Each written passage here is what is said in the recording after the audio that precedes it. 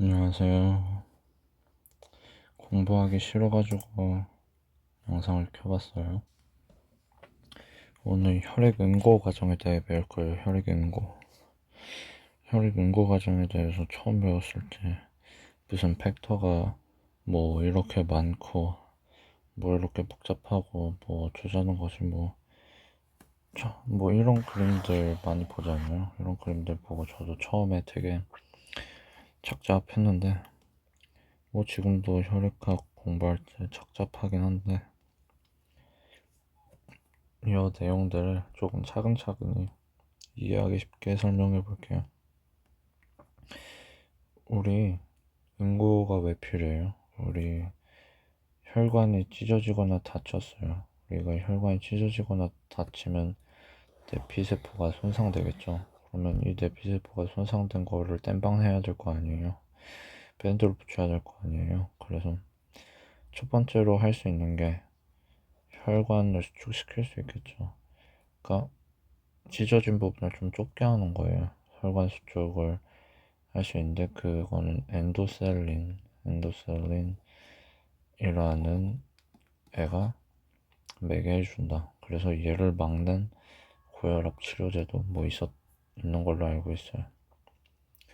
그리고는 할 수 있는 게 어쨌거나 결국에는 밴드를 붙여야 되는데 그러려면 첫 번째로 그 손상된 부분에 혈소판을 모아야 돼요. 그러니까 손상된 부분에 혈소판들을 붙이고 모아야 될 거 아니에요. 처음에 혈소판들이 모이는 게 혈소판 액티베이션 되는 과정이고, 그 다음에 혈소판이 모이기만 하면 안 되고 혈소판들이 끈끈하게 붙어져 있어야 될 거 아니에요. 그 자리에 찐득하게 붙어줄 수 있게 하는 게 파이브린이에요. 파이브린.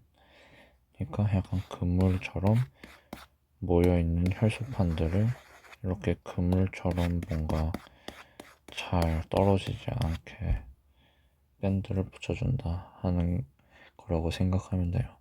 이 파이브린을 형성하는 과정이 coagulation cascade예요. 그러니까 coagulation cascade는 무슨 과정이다? 파이브린을 형성하는 과정이다.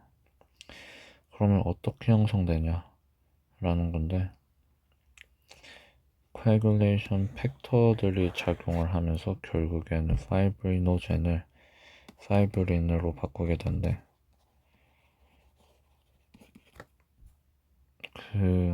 여기에 작용하는 팩터들은 다 로마자로 써요.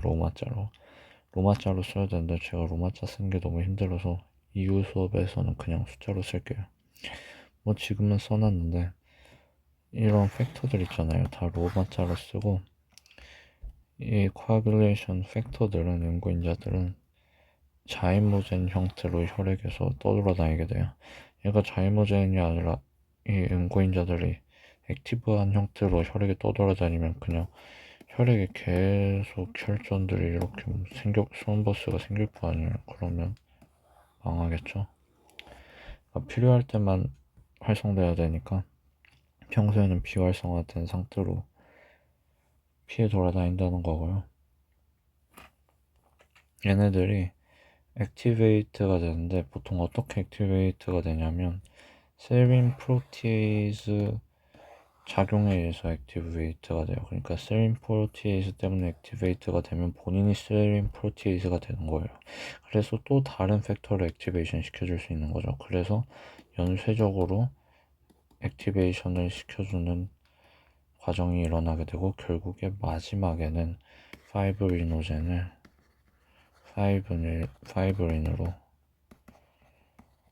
바꿔주는 과정이 일어나게 된다. 이때 파이브리노젠이 팩터 1이에요.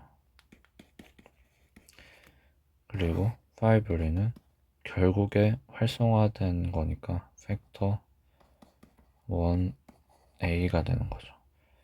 그러니까 자이모젠이 액티브가 돼서 세린 프로티에이즈 기능을 갖게 되면 항상 대부분 그렇다는 거예요. 대부분 세린 프로티에이즈 액티브를 가지게 되는데 기능을 가지게 되는데 그럴 때는 로마자 오른쪽 아래에다가 A라고 조그맣게 써줘요. 얘가 활성화됐다는 걸 표현하기 위해서. 됐죠? 근데 이 파이브리노젠이 파이브린이 되는 과정이 두 가지 과정이 있어요. 그러니까 파이브리노젠을 파이브린으로 만들 수 있는 방법이 두 가지가 있는데, 하나가 인트린식 패스웨이고 하나가 익스트린식 패스웨이예요. 그래서 거기에 작용하는 팩터들을 이렇게 쭉 나열을 한 건데, 이 그림 자체가 인트린식 패스웨이라는 놈은 숫자 12부터 12, 11, 9, 8, 15, 2, 1 이렇게 작용하게 되는 거고, 익스트린식 패스웨이는 7, 15, 2, 1 훨씬 더 간단하죠. 7, 15, 2, 1 이런 식으로 작용하게 돼요. 이거는 그냥 외우기 쉬우라고 이렇게 숫자로 적어 놓은 거예요. 왜 외우기 쉽냐? 12, 다음 작은 숫자 11, 그 다음에 작은 숫자 10은 여기부터 공통 올리시니까 10은 빼고 12, 11, 9, 8 뭔가 순서가 예쁘죠? 12, 11, 9, 8 외우기 쉽고, 그 다음에 15, 2, 1 이거 10은 5 곱하기 2 곱하기 1이잖아요. 이거 10의 소인수들인 거잖아요. 그래가지고 약수들인 거잖아요. 10의 약수들. 그래서 숫자들이 뭔가 예쁘기 쉽다, 외우기가 쉽다. 다음에 인트린식 패스웨이에서는 12, 11, 9, 8까지 썼으니까 7은 왼쪽에 익스트린식 패스웨이에 나타난다. 그래서 숫자를 외울 때는 이렇게 쉽게 외울 수 있다라는 겁니다. 팩터 1이 아까 말했듯이 파이브리노젠이니까 결국에 파이브리노젠이 되게 되면서 코아굴레이션 캐스케이드가 완료되는 걸 볼 수 있겠죠. 근데 이건 진짜 숫자로 그냥 대충 외우기 쉽게 써놓은 거고, 이 각각의 과정을 잘 알아야 될 거 아니에요. 이 각각의 과정을 조금 자세하게 알아볼 거예요. 먼저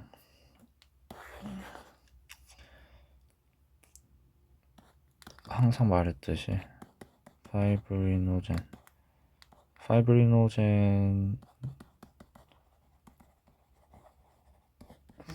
파이브린이 되어야 되는 게 최종 과정인데, 1 전에 2가 적용한다고 했죠. 2가 액티베이트 된 팩터 2가 파이브리노젠을 파이브린으로 바꾸겠죠. 근데 이 팩터 2A 이름이 뭐냐? 스론빈이에요. 얘네 이름을 알아야 돼요. 그리고 스론빈도 원래 그냥 팩터 2였는데 액티베이션 됐으니까 2A가 됐을 거 아니에요. 그래서 그냥 팩터 2 이름은 프로스론빈이에요. 그러면 이 프로스론빈을 스론빈으로 액티베이션 시켜주는 애가 또 있겠죠? 얘가 팩터 10A예요. 10A. 그러면 팩터 10도 누군가가 10A로 액티베이션을 시켜줬겠죠? 그거에 대해서 배울 거예요. 첫 번째로 팩터 10이 10A로 변할 수 있는 방법이 팩터 7A가 작용하는 거예요. 그러면 이 7A도 누군가가 활성화 시켜줘야 될 거 아니에요. 그게 티슈 팩터 스롬보플라스틴이라는 애예요. 이 티슈 팩터랑 잘못 눌렀습니다. 티슈 팩터랑 스롬보플라스틴이라는 애가 7A로 바꿔주고, 이 티슈 팩터 플러스 7A가 같이 팩터 10을 10A로 바꿔주는 거예요. 팩터 10을 액티베이션 시켜준다는 거죠. 그러면 이 팩터 7A는 이 티슈 팩터는 정체가 뭐냐? 이 티슈 팩터라는 애는 기본적으로 글라이코프로테인이고요. 당단백질이라는 소리죠. 얘는 내피세포 바로 안쪽에 있는 세포들에 있어요. 뇌피세포 바로 안쪽에 있는 세포들이 있으면 뇌피세포가 고장났을 때 분비가 된다라는 거겠죠. 뇌피세포가 탈락되거나 고장나거나 뭐 잘리든가 아프거나 할 때 그 안쪽에 있는 세포들에서 티슈 팩터가 나오게 되고, 이 티슈 팩터로 인해서 팩터 7이 액티베이션 되고, 팩터 7이 액티베이션 된 거랑 본인 티슈 팩터랑 같이 팩터 10을 액티베이션 시키고, 그러면 팩터 10이 액티베이션 돼서 프로스롬빈을 스롬빈으로 바꿔주고, 스롬빈이 파이브리노젠을 파이브린으로 바꿔주면서 응고가 완성이 된다는 거죠. 아주 쉽죠. 그래서 이 티슈 팩터로부터 시작해서 파이브린이 만들어지는 이 익스트린식 패스웨이에 걸리는 시간을 우리가 프로스롬빈 타임이라고 부르는 거랍니다. 이거를 normalize, 그러니까 뭔가 표준화시키면 INR이라고도 부르죠. PTINR 뭐 이런 식으로 얘기 많이 하죠. 그래서 익스트린식 패스웨이를 측정할 수 있는 좋은 지표가 PTINR, 프로스롬빈 타임이다 라는 겁니다. 그래서 익스트린식 패스웨이에 대해 얘기해 본 거고요. 그런데 아까 네가 숫자 쓴 거 보면 7, 15, 2일 아니냐, 15는 어디 갔냐고, 이 새끼 어디 갔냐라고 할 수 있잖아요. 이게 어디 있는 거냐면, 사실 이 스롬빈이라는 애가 참 당돌한 새끼인데, 스롬빈은 스롬빈을 또 만들어요. 그러니까 스롬빈이 스롬빈을 만들거든요. 근데 그 과정을 설명해 주면서 인트린식 패스웨이 얘기도 같이 해볼게요. 스롬빈이라는 애는 가장 먼저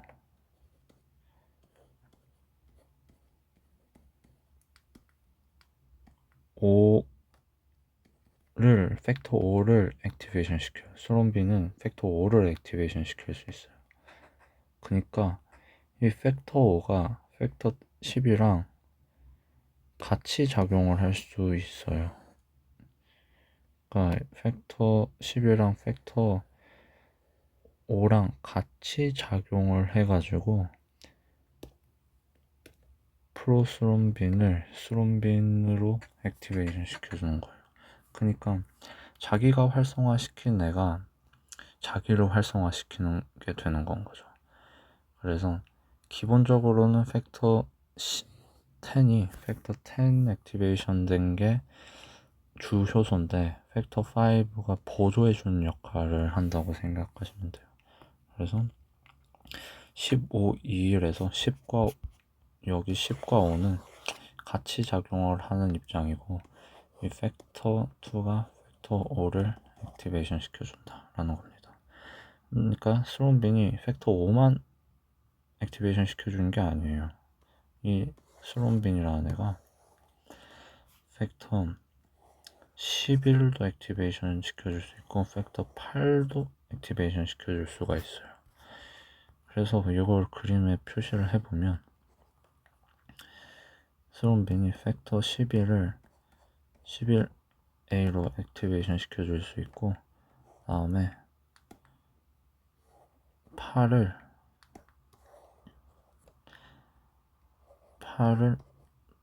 8A로 액티베이션 시켜줄 수 있어요. 그리고 이 11A는 또 아까 11 다음에 여기 그림 보면 11 다음에 9 나오잖아요. 11이 9를 액티베이션 시켜주는 거예요. 9를 액티베이션 시켜줘서 9A로 만들 수 있는 거예요. 그리고 이 9A랑 8A가 같이 작용을 해서 팩터 10을 10A로 액티베이션 시켜줄 수 있는 거예요. 이때 9A가 주로 효소로 작용하는 거고 팩터 8은 약간 보조해주는 역할로 작용을 해요. 그러니까 스롬빈이 11을 활성화시키고 그 11은 9를 활성화시키고 스롬빈이 또 8을 활성화시켜가지고 9랑 8이 같이 10을 활성화시킨다. 그래서 11, 9, 8, 10 11, 9, 8, 10 이런 식으로 활성화되면 그 활성화된 10이 또 수론빈을 더 만들게 되는 거죠. 그러니까 수론빈은 이렇게 세 가지 5, 8, 11 얘네를 활성화시킴으로써 자기를 더 만들어요. 본인이 본인을 더 만드는 거죠. 아니 그러면 팩터 12는 어디 갔냐? 이 새끼는 나중에 조금 따로 더 다뤄볼게요. 12, 11, 9, 8, 15, 2일인데 제가 11, 9, 8 얘기는 다 했는데 7 얘기도 하고 12 얘기는 아직 안 했잖아요. 12 얘기는 조금 이따가 다시 해볼게요. 네. 이제 큰 그림은 끝났어요. 큰 그림은 이제 조금 이해가 가시겠죠? 여기서 뭐 잠깐 뭐 약물들에 대해서 간단하게 언급을 하면, 그러니까 이런 응고 과정을 막음으로써 혈전 생성을 방해하는 약물들이 있을 수가 있잖아요. 그래서 팩터 10A에 작용하는 애들, 이거 아시죠? 원래는 로마자로 써야 돼요. 저는 로마자 쓰는 게 귀찮아서 숫자로 쓰는 거예요. 팩터 10A를 막는 애들은 위바록사반, 에픽사반 뭐 이런 애들이 있는데 이름에 XA-ban이 들어가죠. 그러니까 팩터 10A를 ban한다 라는 의미에서 이름이 이렇게 지어졌지 않았을까 추측을 하고 있어요. 뭐 진짜인지 아닌지 모르겠지만 그런 것 같죠, 느낌이. 그리고 스론빈 팩터 2A죠. 스론빈을 막는 애들도 있는데 얘네들은 루딘으로 끝나는 이름들이 많아요. 그래서 하이루딘, 레피루딘, 비발리루딘 뭐 이런 애들이 있다. 약물들에 대해서는 뭐 나중에 뭔가 더 자세히 얘기할 기회가 있으면 해볼게요. 그 다음에 팩터 8이랑 9는 유명하죠. 이 팩터 8이랑 9가 부족해가지고 생기는 병이 뭐예요? 혈우병인 거죠. 혈우병. 히모필리아. 히모가 혈액 뭐 피 말하는 거잖아요. 필리아. 무슨 필리아 하면 좋아하다라는 거잖아요. 필이 좋아하다라는 거잖아요.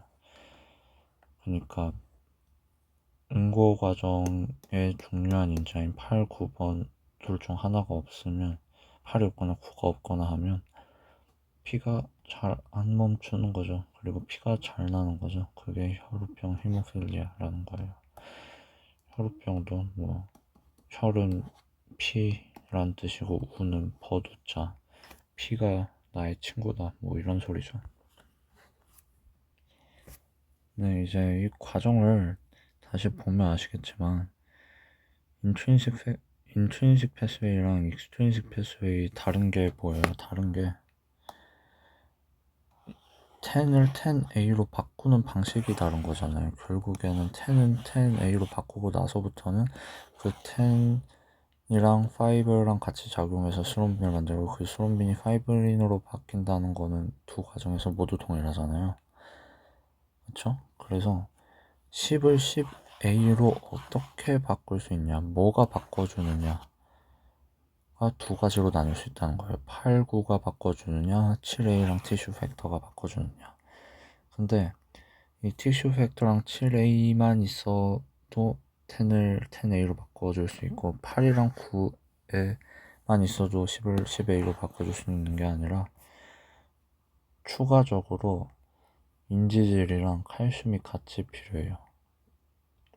그러니까 이게 뭔 소리 하는 거냐면 우리가 10을 10A로 바꿔줘야 되잖아요. 근데 익스트린식 패스웨이에서는 이 반응이 일어나려면 제가 아까 말했듯이 티슈 팩터랑 팩터 7만 있으면 되는 게 아니라 이 반응이 일어나기 위해서는 인지질이 있어야 돼요. 인지질. 그러니까 이 인지질은 어디서 오느냐? 스롬보플라스틴 그 다음에 티슈 팩터 스롬보플라스틴 똑같은 말을 했죠. 이 티슈 팩터를 가진 세포의 인지질에서 반응이 일어나야 되고, 당연히 티슈 팩터도 있어야 되고, 당연히 팩터 7도 있어야 되고, 그 다음에 제가 아까 말했죠. 칼슘이 있어야 돼요. 칼슘이 이게 응고에 있어서 되게 중요해가지고 칼슘을 팩터 4라고 불러요.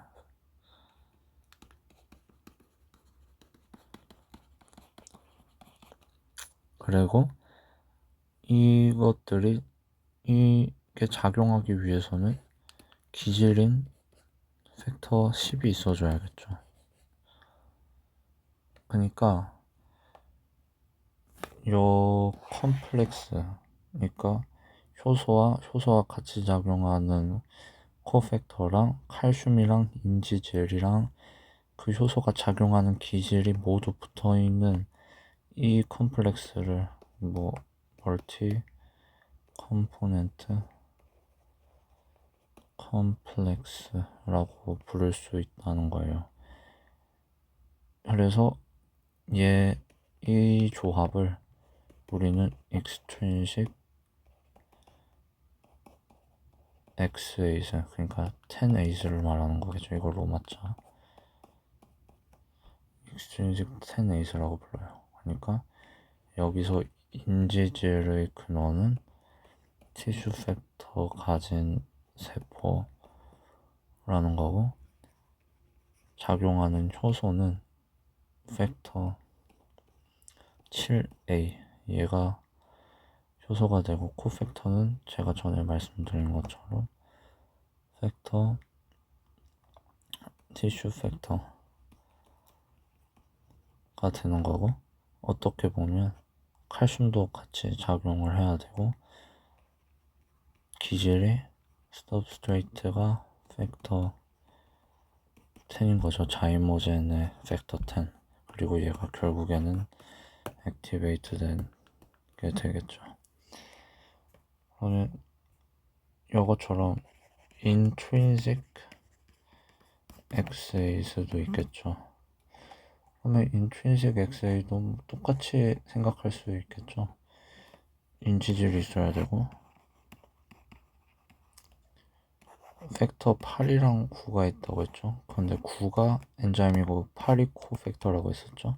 다음에 여기도 칼슘이 필요하고, 그 다음에 기질인 팩터 10이 필요하겠죠. 그래서 얘를 intrinsic XA라고 할 수 있고, 여기서 그러면 인지질 근원은 뭐냐?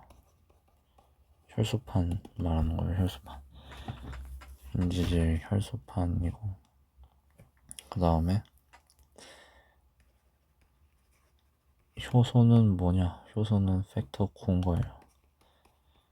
정확히는 액티베이트된 팩터 9인 거죠. 코팩터는 아까 말씀드린 것처럼 팩터 8. 이 팩터 8이라는 애는 스롬빈이 활성화시켜준 거죠. 그래서 정확히 말하면 8A라고 말해야겠죠. 그리고 기질은 동일하게 팩터 10이 되겠죠. 참 쉽죠. 아까 언급드린 것처럼 제가 처음에 숫자적으로 언급하진 않았는데 이렇게 칼슘이 응고에 되게 중요해요. 그래가지고 우리가 피 뽑고 이런 튜브 같은 걸 채우려면 여기다가 피를 채워놓잖아요. 이렇게 피는 다들 뽑아보셨겠죠. 피를 이렇게 채워놓았을 때 당연히 가만 냅두면 굳지 않겠어요? 피는 그냥 가만 냅두면 굳잖아요. 우리 피 났을 때 어디 떨어뜨리면 그거 다 굳잖아요. 시간 지나면. 그러니까 굳게 하면 안 될 거 아니에요. 우리 피를 힘들게 채취해놨는데. 그래서 굳게 하지 않기 위해서, 칼슘이 작용을 못하게 하기 위해서 EDTA가 여기 이 피를 체열해서 넣는 요 튜브에 EDTA가 발라져 있어요. 얘가 칼슘에 붙는 거예요. 붙어가지고 칼슘이 작용을 못하게 해서 클러스 포메이션을 막는 거죠. 그리고 추가로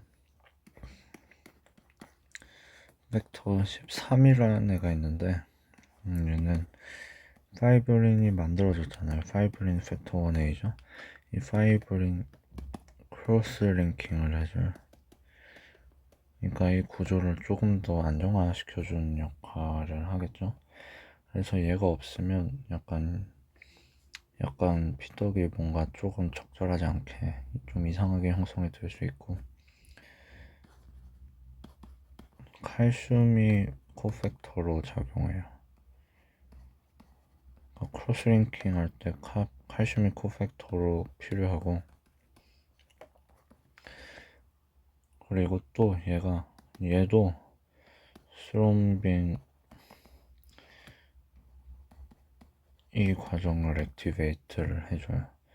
그래서 팩터 13에 대한 얘기를 간단하게만 해봤고, 제가 팩터 12에 대한 얘기를 나중에 해드린다고 했었잖아요. 이제 얘기를 해볼게요. 인트린식 패스웨이 다시 기억해 볼까요? 11, 12, 12, 11, 9, 8, 15, 2, 1이었잖아요. 근데 11, 9, 8, 15, 2, 1 얘기만 하고 12 얘기를 안 했잖아요. 이 새끼의 정체는 뭐냐? 얘는 헤이그만 팩터라고도 부르는데, 일단 여기 적어 놓은 거 보면 아시겠지만 얘도 팩터 11을 11A로 바꿔줄 수 있는 애예요. 그러니까 아까 말씀드렸다시피 팩터 2도 11을 11A로 바꿔줄 수 있는데, 팩터 12도 팩터 11을 11A로 바꿔줄 수 있어요. 그러면 이 12는 정확히 12도 액티베이트가 돼야지 11을 11A로 바꿀 수 있을 거 아니에요. 셀린 프로티에이즈 그 기능을 갖게 되면서, 얘는 12가 되려면 팩터 12가 음전하랑 만나야 돼요. 그러니까 팩터 12가 음전하랑 만나면 12A가 되거든요. 그래서 대표적인 게 실리카와 만나면 12가 12A가 돼요. 그러니까 우리가 이 인트린식 패스웨이의 기능을 알아보기 위해서 이 12로부터 1까지 가는 과정이 시간이 얼마나 걸리는지 알고 싶다라고 하면, 피를 실리카가 있는 곳에 넣는 거예요. 그래서 12가 12A로 액티베이션 돼서 이 과정이 쭉 일어나서 파이브린이 형성되는 과정, 그 시간을 재는 거죠. 그래서 이 과정에 걸리는 시간을 PTT라고 불러요. Partial Thromboplastin Time인 거예요. 아까 익스트린식 패스웨이를 측정하는 거는 PTINR이라고 했었죠. 그러니까 인트린식 패스웨이를 측정하기 위해서는 11의 실리카를 통해서 12로 액티베이션 시켜서 1을 만들어지는 데까지의 시간을 재는 거고, 그게 PTT다 라는 겁니다. 그러니까 혈장 플러스 실리카 해가지고 파이브린이 형성되는데 걸리는 시간을 잰 것이다 라는 겁니다. 근데 여기서 재밌는 게,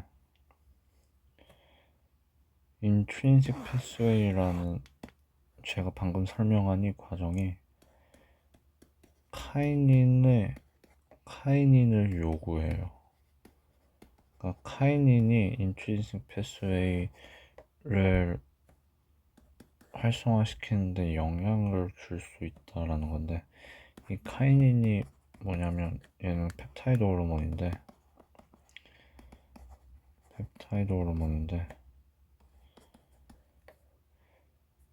얘는 원래 카이니노젠으로 피를 원래 돌아다니고 있다가 카이닌으로 활성화될 수 있어요. 어떻게 활성화될 수 있냐? 칼리크레인들이 카이니노젠을 카이닌으로 만들어줄 수 있어요. 근데 정말 신기하게도 이 카이닌이 인트린식 패스웨이에 영향을 줄 수 있어요. 제일 유명한 카이닌이 뭐죠? 브래디카이닌이죠. 브래디카이닌. 이 브래디카이닌이라는 애는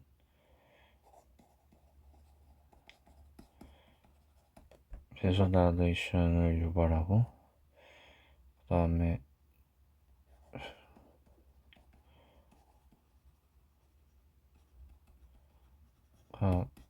혈액 투과도를 늘릴 수 있다. vascular permeability를 올릴 수 있다.